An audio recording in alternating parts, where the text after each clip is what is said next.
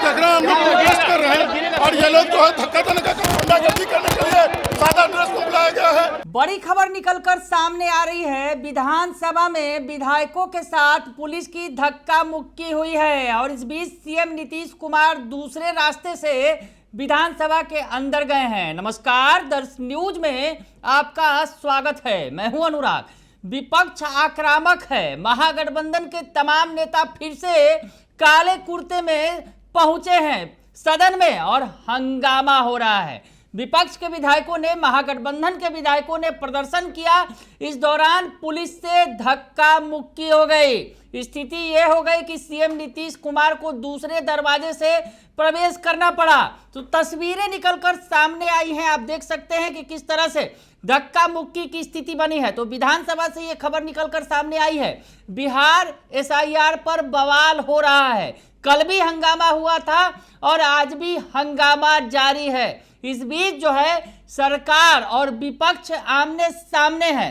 तो जो बड़ा बयान इस बीच निकलकर सामने आया है, क्या कुछ कह रहे हैं जो भाई वीरेंद्र हैं, आरजेडी के सीनियर लीडर हैं भाई वीरेंद्र, और माले नेता संदीप सौरभ क्या कुछ कह रहे हैं, ये बयान भी सुन लीजिए आप। भाई वीरेंद्र जी, काला कपड़ा कुछ कितना पसंद क्यों आ रहा है आप लोगों को? नहीं पसंद नहीं, आप लोग को भी ये बात दिखाना चाहिए, जनता को भी, कि बिहार लोकतंत्र की जननी रही है और बिहार में लोकतंत्र को ही बिहार में समाप्त करने की चेष्टा की जा रही है। तो हम बिहार के लोग, हम लोग जब तक जिंदा हैं बिहार में लोकतंत्र समाप्त नहीं होने देंगे। और सीआईए के नाम पर जो वोटर लिस्ट में नाम काटा जा रहा है उसके विरोध में, और बिहार में जो गुंडा राज है उसके विरोध में हम लोग काला कपड़ा पहनकर, और आप लोग को भी, जनता को भी बताना चाहिए कि ये आपके लिए काम कर रहे हैं, गुंडा राज के खिलाफ में काम कर रहे हैं, सीआईए के खिलाफ में जो वोटर लिस्ट काटा जा रहा है उसके खिलाफ में काम कर रहे हैं। मानसून सत्र बहुत छोटा है लेकिन हंगामे के भेंट नहीं, सवाल है कि जनता का नाम ही नहीं रहेगा तो सदन रहेगा कैसे? कैसे चुनाव होगा? और जब मतदाता ही नहीं रहेंगे तो चुनाव कैसे होगा? इसलिए मतदाता का कम से कम बहस तो करिए अंदर में। बहस नहीं, बहस कहाँ? बहस के लिए तो हम लोग दे रहे हैं रोज, हम लोग रोज दे रहे हैं। टेबल कुर्सी उठा ले रहे हैं? नहीं, कोई कुर्सी टेबल नहीं उठा रहा। आप मर्यादा को में नहीं रहिएगा तो हम मर्यादा को दिखाने के लिए आप लोग के माध्यम से जनता को दिखाना चाहते हैं कि कौन से काम के लिए हम काम कर रहे हैं, लड़ाई लड़ रहे हैं। का नाम कट गया। इसीलिए मैं कह रहा हूँ ना, ये लोकतंत्र की जननी है और बिहार में लोकतंत्र अगर समाप्त किया जाएगा तो निश्चित रूप से हम लोग लोकतंत्र को बहाल करने के लिए बिहार में लड़ाई लड़ेंगे और देश को मैसेज देने का काम। देखिए, एसआईआर पे हम लोग लगातार सरकार से बात कर रहे हैं कि आप जवाब दीजिए। संविधान ने जो अधिकार गरीबों को दिया है कि आपके पास कुछ नहीं होगा तो कम से कम वोट डालने का अधिकार होगा, वो भी अगर एसआईआर के माध्यम से छीना जा रहा है तो हमारी सीधी मांग है कि सदन के अंदर सरकार जवाब दे दे। कल भी हम लोग यही कह रहे थे, सरकार बताए कि जो प्रवासी मजदूर हैं उनका क्या होना है।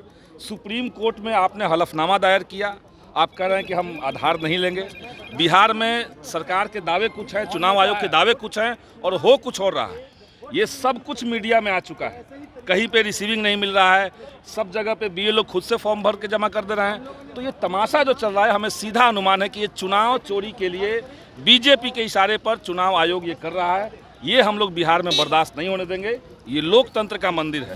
काफी छोटा है और इस तरह से अब जो सत्र है वही है, लेकिन इसी सत्र में हम लोग चाहेंगे, चूंकि इसी समय आप देख रहे हैं ना कि चुनाव में 2 महीने बचे हुए हैं और इस समय आप कह रहे हैं कि 8 करोड़ मतदाताओं का हम सघन विशेष पुनरीक्षण कर लेंगे। ये कहाँ से संभव है? तो ये पूरे जनता के बीच में ये आनंद फानन वाली स्थिति बनी हुई है। लोग डरे हुए हैं कि उनका मताधिकार छीना जाएगा। और मामला केवल मताधिकार का नहीं है, चुनाव आयोग सीधे सीधे कह रहा है कि हम नागरिकता की जाँच कर रहे हैं। यानी जिसका वोटर लिस्ट से नाम हट जाएगा वो नागरिक भी नहीं रहेंगे, तो उनको मिलने वाली हर तरह की सुविधा पर संकट हो सकता है। ये तो कह रही है कि आजादी के बाद बहुत सारे घुसपैठिए आ गए, उनको तो हटाना चाहिए। तो घुसपैठिए 1 साल पहले नहीं थे यहाँ पे। 1 साल पहले जब बिहार के अंदर, देश के अंदर चुनाव हुआ तो यही वोटर लिस्ट जायज था, इसमें घुसपैठिए उस समय नहीं थे। और अब सरकार कह रही है कि घुसपैठिए आ गए हैं, तो घुसपैठिए हैं तो इसी वोटर लिस्ट से चुनी हुई मोदी सरकार है, सबसे पहले उस सरकार को इस्तीफा दे देना चाहिए। तो सुना आपने कि विपक्ष जो है सरकार को घेर रहा है, चुनाव आयोग को घेर रहा है, और इधर सरकार सफाई दे रही है। सरकार की तरफ से जो मंत्री हैं नितिन नवीन कह रहे हैं कि जो फर्जी वोटर हैं उनको हटाया गया है, बाकी जो जेन्युइन है उनके साथ कुछ भी नहीं हुआ है।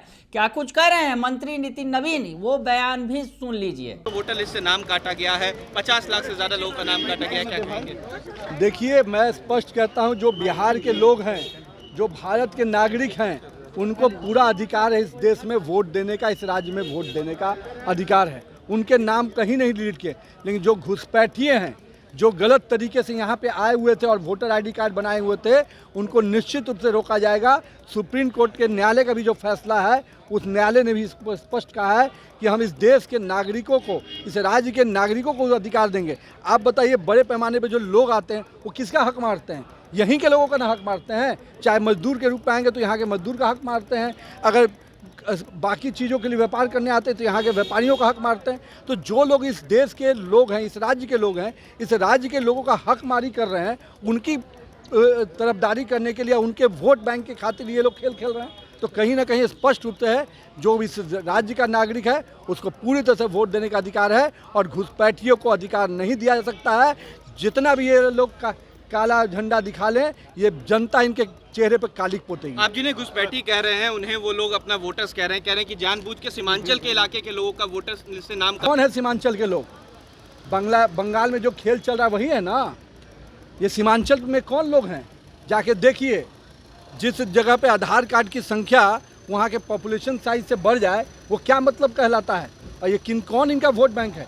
चंद जो समाज के लिए, मुस्लिम समाज का मैं खोल के बोलता हूँ, उसके वोट बैंक पे राजनीति करें। अरे जो बिहार के अंदर जो मुस्लिम रहता है उसकी चिंता करो ना।